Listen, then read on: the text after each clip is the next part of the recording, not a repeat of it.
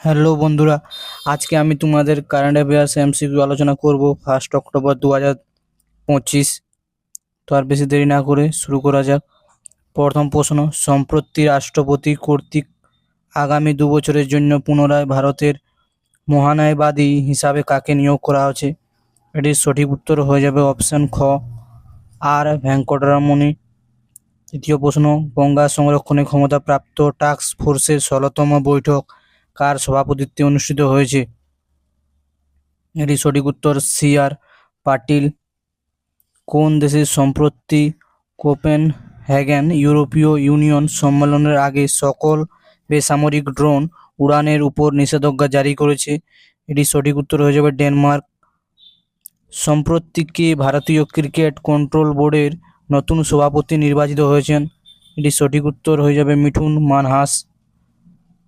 PM ই drive প্রকল্পের অধীনে প্রায় কতগুলো পাবলিক ইভি চার্জিং স্টেশন খোলার নির্দেশিকা জারি করা হয়েছে?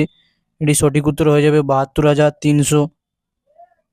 দেশের প্রথম সমন্বিত ক্যান্সার গবেষণা ও পরিচর্যা কেন্দ্র কোথায় উদ্বোধন হয়েছে?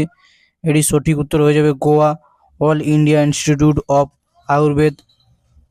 বিশ্ব প্যারা অ্যাথলেটিক্স চ্যাম্পিয়নশিপ 2025-এ কে ভারতের জন্য প্রথম স্বর্ণপদক জিতেছেন? এটি সঠিক উত্তর হয়ে যাবে শৈলেশ কুমার। ভারত এবং কোন দেশ একসাথে আন্তর্জাতিক দুধ দিবস ঘোষণার প্রস্তাব করেছে? এটি সঠিক উত্তর হয়ে যাবে আয়ারল্যান্ড।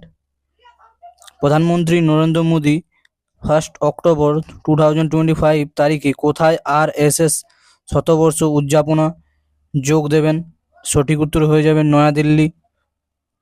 বর্তমানে ভারতের জাতীয় অর্থনীতিতে কৃষির অবদান কত অংশ? এটি সঠিক উত্তর 5.5%। কোন আন্তর্জাতিক বিমানবন্দরে উড়ান যাত্রী ক্যাফে উদ্বোধন করা হয়েছে? এটি সঠিক উত্তর হয়ে যাবে বিজয়ওয়াড়া আন্তর্জাতিক বিমানবন্দর।